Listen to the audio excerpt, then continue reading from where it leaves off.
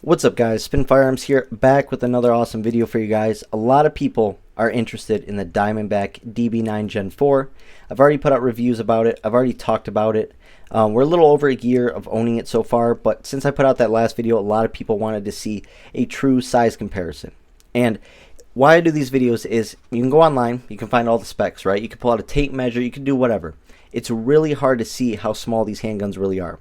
And on top of that, you rarely ever see the Diamondback DB9 Gen 4 in stores anywhere. It's sort of something you just order online type thing, right? Because Diamondback's a little bit smaller, especially in the pistol market. They're a little bit bigger in the AR and rifle market, but when it comes to pistols, they're a little bit smaller. Just have a couple models, which I'm actually going to start reviewing more models. I'm actually interested in their stack and a half to see how that performs, and even the 380 version of this. But what makes this interesting and also sort of a unicorn, like the LCP Max is a unicorn in the pocket carry game. Well, what makes the Diamondback DB9 Gen 4 also a unicorn is it's a 9mm plus P rated pocket pistol that exists. Not a single stack like a Glock 43 or a Shield or an XDS. This is a true pocket pistol, and we're going to go through a bunch of comparisons so I can show you how small this handgun truly is while still being a 9mm handgun with a 3+ inch barrel. I believe it's 3.1 inches. If I'm wrong, correct me in the comments, but that's what I think it is. And what's interesting about this handgun is I've actually put a lot of rounds through it for what it is, right? Smaller handgun, 6+1 capacity of 9mm. Takes a while to get a decent round count on it, especially a smaller pocket pistol. It may not be as enjoyable to shoot, but I actually had a blast shooting this thing, so it wasn't that bad to me. The hardest part was, though, I only had 4 mags this whole entire time, so it was a bit difficult getting over 1,000 rounds, but I enjoy this handgun, and it's actually ran pretty dang well. Let's get into it. First off, we'll start comparing it to something a little ridiculous. Maybe let's go Glock 45, right? So that's going to be 17+1 and 9mm, and here's 6+1 and 9mm. And what I always tell people is, you know, a handgun like that is for certain situations. Your main carry, in my opinion, should be, you know, something you're really good with, a medium-sized handgun, right? We'll keep going. 13+1 in the IWI Masada Slim of 9mm. Look at that. So you really get an idea of how small that pistol is. And that's why I say if you get one, it's great, because certain situations will call for a smaller pistol, a pistol that's easier to hide, you know, will fit in a pocket, that whole sort of thing. 12+1 in the Taurus G3C versus 6+1 on the right. I mean, look at that.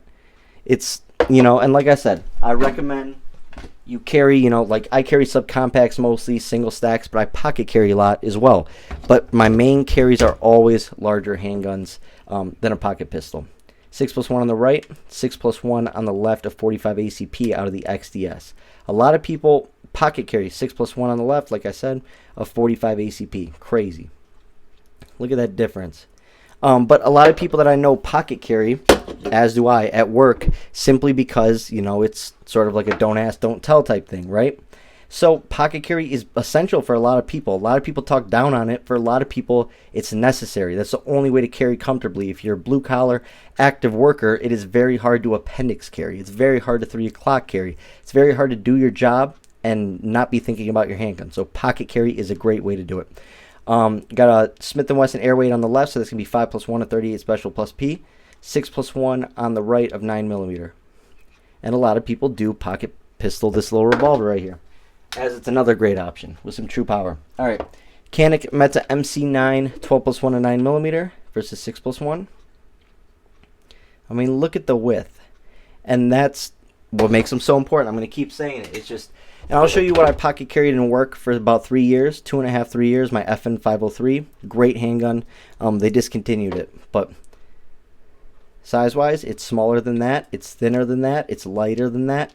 It just overall has a smaller footprint and is much, much lighter. Much lighter. That's the big difference. FN Reflex right here, 15+1 and 9mm versus 16+1 on the right.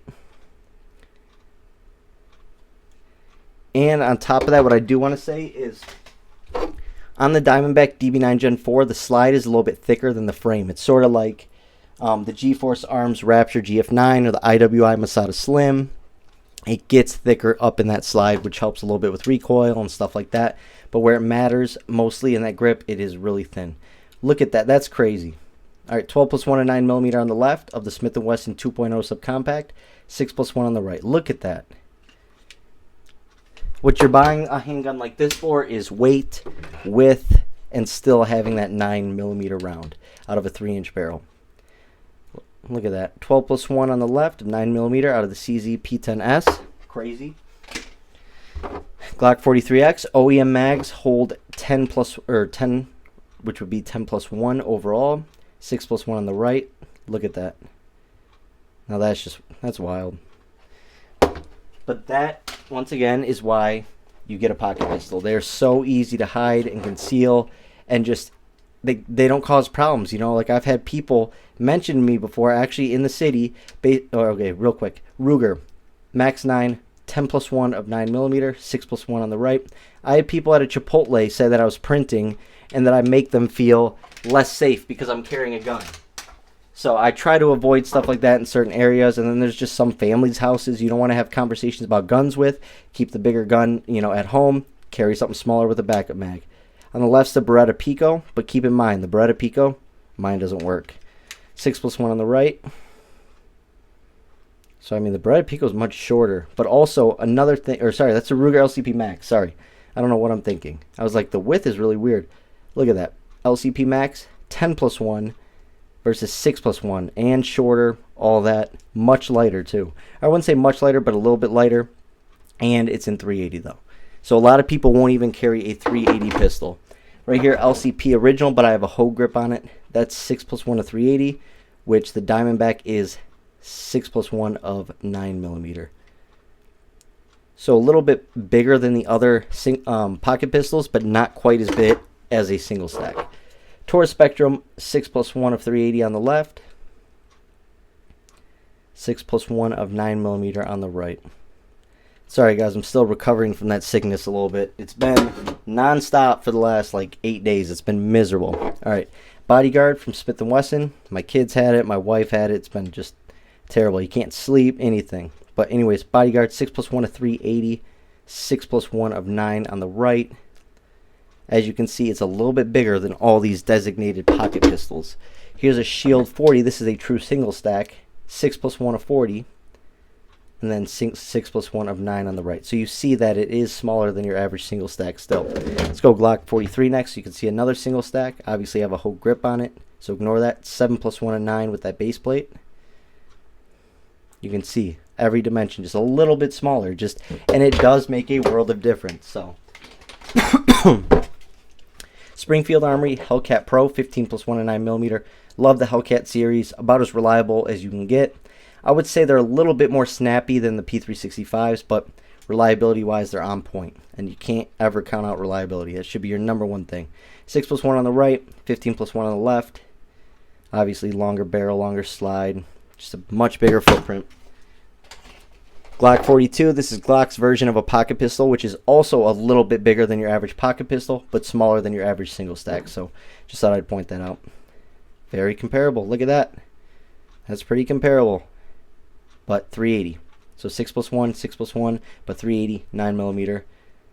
Look at that. That slide to slide, beaver to tail to beaver tail.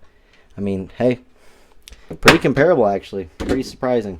Let's go ahead and do the Shield Plus because this is a high capacity but very thin handgun. It's probably one of the thinner stack and a half handguns out there. If you look at that, look at that. That's wild. 13 plus 1 on the left versus 6 plus 1 on the right, both of 9mm. Look at that. They're about the same width. Then we're going to go Hellcat, 15 plus 1 of 9mm versus 6 plus 1 of 9mm on the right. Yeah, it's wider in every dimension, just bigger in every dimension, but obviously had more capacity and stuff like that. SIG P365, this is going to be 12 plus 1 of 9mm versus 6 plus 1 of 9mm. But obviously I have a wider frame on there using the Wilson Combat. But wow, still a little bit smaller. And then let's see, we got the XD9 subcompact. This is the 3-inch version, 13 plus 1 of 9mm. This is going to be just laughable. Look at that. Look at the width difference. It's like 2 Diamondbacks. That's crazy. Absolutely crazy. And then we'll go Glock 26 because you know I love my 26. 6 plus 1 on the right, 13 plus 1 on the left of 9mm. But obviously you can't pocket carry a Glock 26. It's very hard to pocket carry a Glock 28, stuff like that. So, like I said, the reason I do these videos, very hard to find a range that'll let you take out 3, 4, 5 firearms at a time and compare the size, or go back to back, or look at them like that. And I just think the Diamondback DB9 has some very unique qualities, like that grip being wider this way, but still very thin. It allows to still be concealed very easily and less printing, but also you get a decent purchase on that handgun, like a decent grip compared to a lot of other pocket pistols. I have to add, you know, some Hogue Grip 2 or something like that just to fatten it up a little bit or give it some grip, like the 42. Here they actually have really nice texturing, which is awesome on a pocket pistol. I wish they would have threw some memory pads on there, but overall, a pretty solid handgun, and for the price, it's great to just have something small that you can rely on. Throw in the pocket, you're running out the door, rushing, whatever the case may be. I know people are going to be like, oh, you should already have it with you. Guys, we're all human. We all have kids. We all have lives, priorities, sports to get to, dance studios to get to. It's not always easy. Sometimes a pocket pistol is the answer. Hope you guys enjoy the video. Hope you learned something. Thanks for watching.